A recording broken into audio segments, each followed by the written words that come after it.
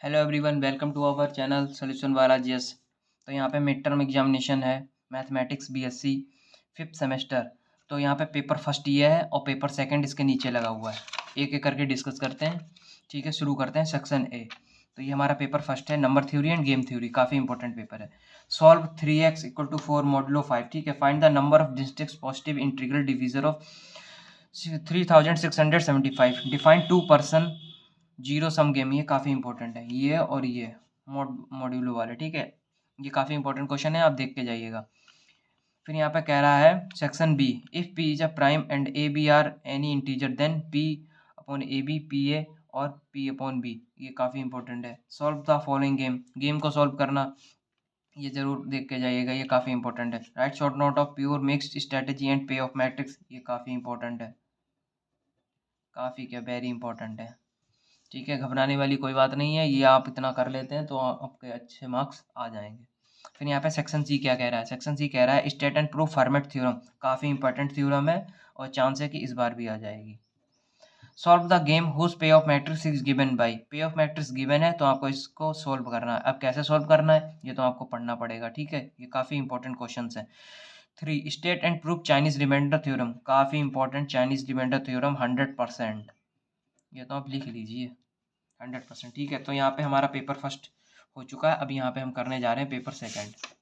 तो ये हमारा पेपर सेकंड है। ठीक है, group and ring theory and linear algebra, second paper.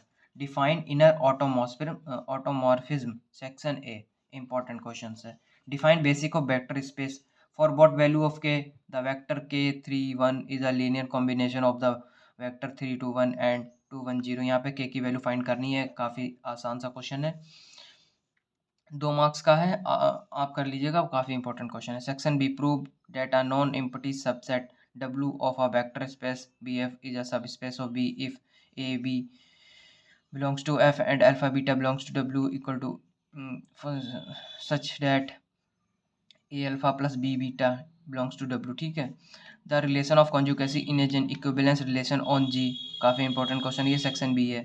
So that the 3 vectors, ये 3 वेक्टर दिए हुए हैं, of R3 are linearly independent, ये आपको दिखाना होगा, शो करना होगा। फिर section C, in an inner product space B F prove that, तो ये प्रूव करना होगा। ये शायद मुझे लगता है कोई थ्योरम है या फिर कुछ है वो, सर स्वार्ट्ज इनइक्वलिटी हो सकती है, देख लीजिएगा, ये काफ़ी इंपॉर्टेंट है। ये वाला मुझे ध्यान नहीं आ रहा है, ये है काफ़ी इंपॉर्टेंट।